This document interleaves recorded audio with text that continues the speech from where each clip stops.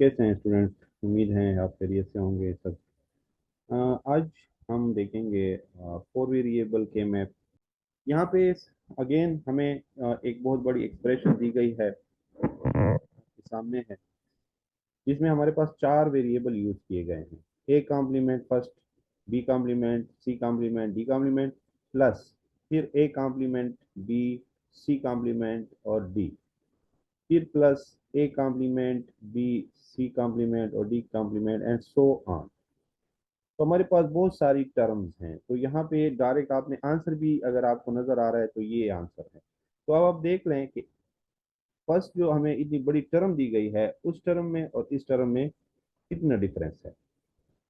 इस आपके पास टर्म में जो टर्म्स यूज हुई है, एक्सप्रेशन यूज हुई है, इस एक्सप्रेशन पे जो कॉस्ट आएगी जब आप सर्किट डिजाइन करेंगे, जितने यहाँ पे कंपोनेंट यूज होंगे उसमें, और इस जो इसके रिजल्ट है बाद में आने के बाद कि मैं क्या सॉल्व करने के बाद जो एक्सप्रेशन बनी है उसमें कितना डिफरेंस है, तो ये कॉस्ट कितनी लेस हो जाएगी। तो अगेन मैं कह रहा हूँ कि के मैप हम यूज क्यों करते हैं, हम उसको रिड्यूस करते हैं। जो हमारे पास जो मेजर एक्सप्रेशन होती है बहुत बड़ी, उसको रिड्यूस करते हैं, उसको रिड्यूस करने के लिए इसको यूज किया जाता है।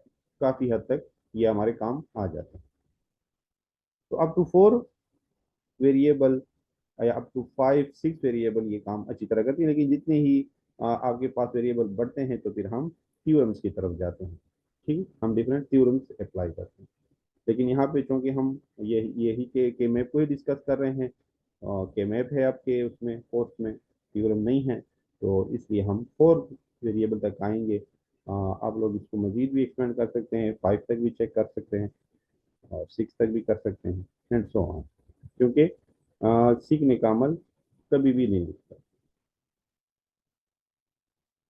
तो अब सबसे पहले आपको एक्सप्रेशन दी गई अगेन।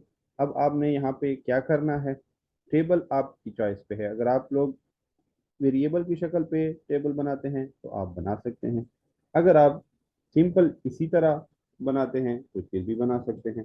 यानी आप यहाँ पे वैल्यूज वही 00, 01, 11 और 10 ये वैल्यू रखते हैं, तो तब भी आपकी अपनी चॉइस है। अगर यहाँ पे आप लोग सी और साथ में डी कॉम्प्लीमेंट ये लगाते हैं, फिर सी कॉम्प्लीमेंट और डी, उसके बाद सी और डी, और उसके बाद सी और डी कॉम्प्लीमेंट ये लगाते हैं, इस साइड पे आ जाएगा आपका ए बी कॉम्प्लीमेंट। ठीक है, फिर ए कॉम्प्लीमेंट, बी, फिर ए, फिर बी, फिर ए, फिर बी कॉम्प्लीमेंट। अगर ये आप चलाते हैं तो ये भी ठीक है। मैंने आप लोग को बता भी दिया था कि अगर जिस साइड पे भी 2 वेरिएबल आएंगे तो वेरिएबल की तरतीब ये होगी 0 1 3 2, 0 1 3 2। ठीक है, इस तरतीब में आपने वैल्यूज यहाँ पे इंसर्ट करनी है ताकि बिट चेंज हो। 1 बिट चेंज हम कर रहे हैं। ठीक है, 1 बिट चेंज हम ला रहे हैं हर एक में, यानी हर एक बिट को एक बार आपने चेंज करना है, हर एक बिट को एक बार चेंज करना है। तो यहाँ पे देखें आप लोग 00 है। अब दूसरा बिट क्या कर रहे हैं हम, यानी दूसरे बिट को हम चेंज कर रहे हैं इसमें, यानी दूसरा बिट हमने अब चेंज करना है। फिर यहाँ पे आए, यहाँ पे हमने फर्स्ट बिट को चेंज कर दिया, क्योंकि ऊपर फर्स्ट बिट चेंज नहीं था, तो हमने फर्स्ट बिट को, दोनों को चेंज नहीं करेंगे एट द सेम टाइम। ठीक है, इसलिए यहाँ पे समझाने का मकसद ये है कि ये क्यों किया गया है। अगर आप 2 को पहले लिखेंगे तो आप डबल बिट चेंज करेंगे, डबल बिट आपके चेंज हो जाएगी 1 के बाद। 1 के बाद देखें क्या होगा। अगर 1 के बाद आप 2 को लिखेंगे तो आपने 0 को 1 बना दिया है, पहले 0 को, और दूसरे 1 को आपने 0 बना दिया है, यानी आपने दोनों बिट चेंज कर दिए हैं दोनों बिट चेंज कर दिए हैं। और यहाँ पे जो रूल है ग्रे कोड का, यूज किया गया है कि उसमें एक बिट चेंज हमेशा होता है, एक बिट चेंज होगा। यानी पहले हमारा 0 0 था, दूसरा हमारा 0 1 हो गया, यानी 0 1 में जीरो पहले वाला जो है सेम है, सिर्फ दूसरा बिट चेंज हुआ है 1 में। फिर जब हमने नीचे आए तो नीचे में हमने दूसरे को सेम रखा और पहले को चेंज कर दिया जहाँ पे 3 है। और फिर आखिर में फिर हमने पहले को सेम रखा और आखिर वाले को चेंज कर दिया। तो हमने हमेशा एक बिट चेंज किया है और एक बिट चेंज रूल यहाँ पे अप्लाई की है।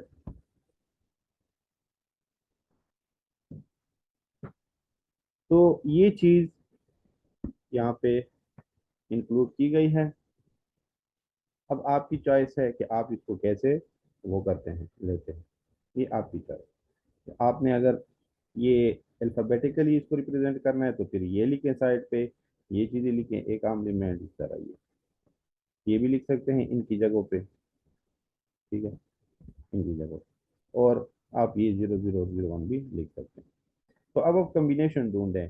पहले टर्म को उठाएं, उस पहले टर्म की कम्बिनेशन चेक करें किस कॉलम के किस सेल में या किस रो के किस सेल में आ रही है।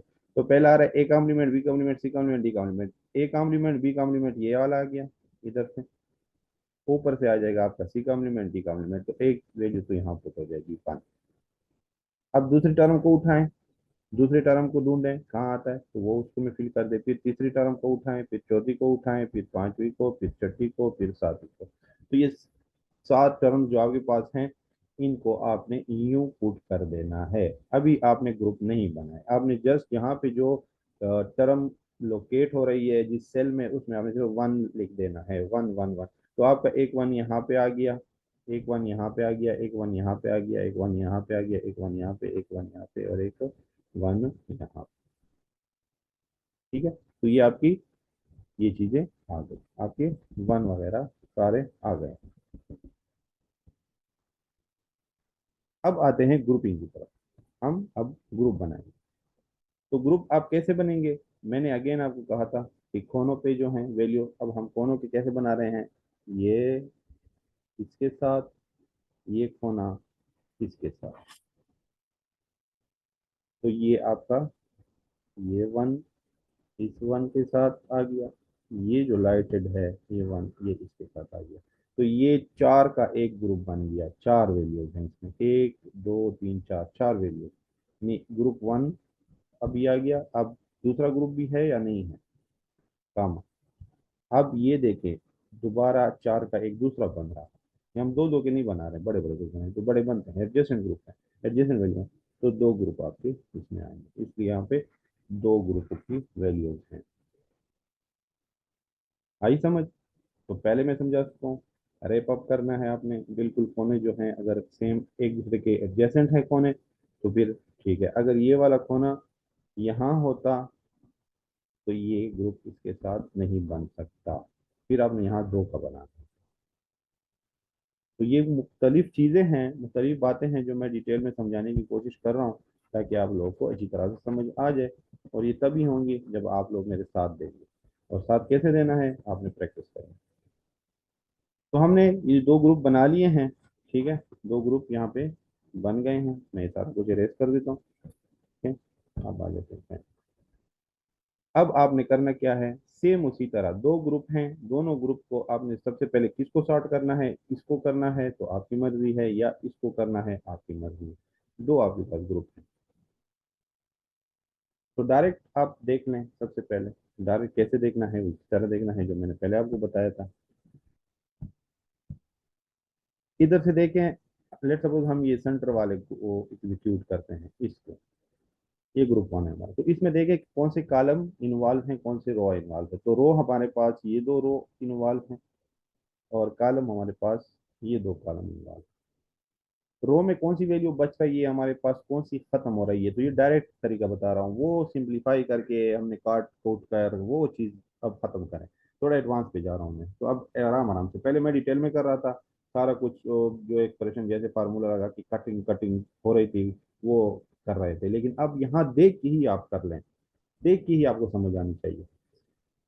आप देख लें कि रो में, रो वाइज में हमारे पास ए बी जहाँ पे है, इसमें कौन सी वैल्यू अपोजिट है, कौन सी नहीं है अपोजिट, ये रो वाइज में सेम ग्रुप होगा। इसकी एक रो की वैल्यू आएगी, एक कॉलम की वैल्यू आएगी। तो रो में कौन सी वैल्यू बच गई और कौन सी कट गई? तो ये दूसरी वैल्यू कट रही है, 0 और 1, ये कट रही है क्योंकि ये डिफरेंट है। ये है बी कॉम्प्लीमेंट और डॉट बी, और पहली जो है ए है कॉम्प्लीमेंट और ए। तो A complement, sorry A complement A complement, तो ए कॉम्प्लीमेंट बच रहा है आपके पास, और बी कॉम्प्लीमेंट डॉट बी ये हो जाएगी पास्टुलेट के मुताबिक इसकी वैल्यू 0। तो 0 खत्म हो गया। ठीक है, सेम उसी तरह जो मैंने तरीका बताया था कि आपके पास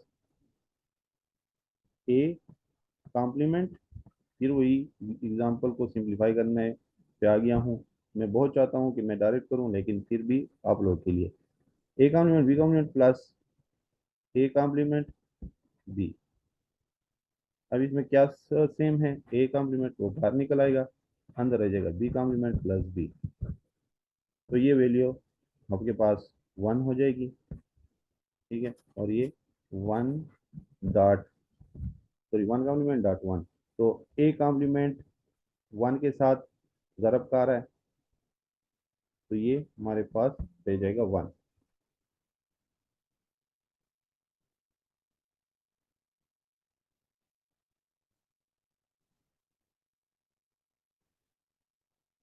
ठीक है, तो अब आपके पास अगेन ये साइड से क्या रह गया? A complement.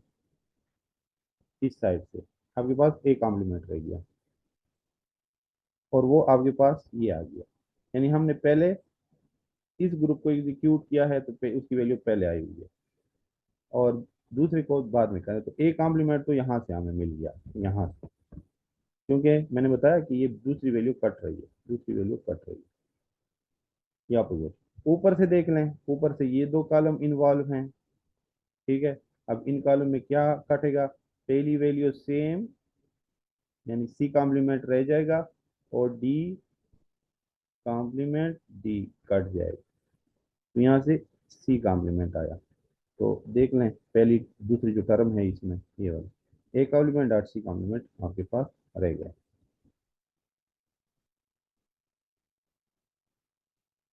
ठीक है, तो ये चीज आपके पास आ गई, दोनों साइड। आपने दोनों साइडों को एग्जीक्यूट किया और आपके पास ये वैल्यूज आ गई।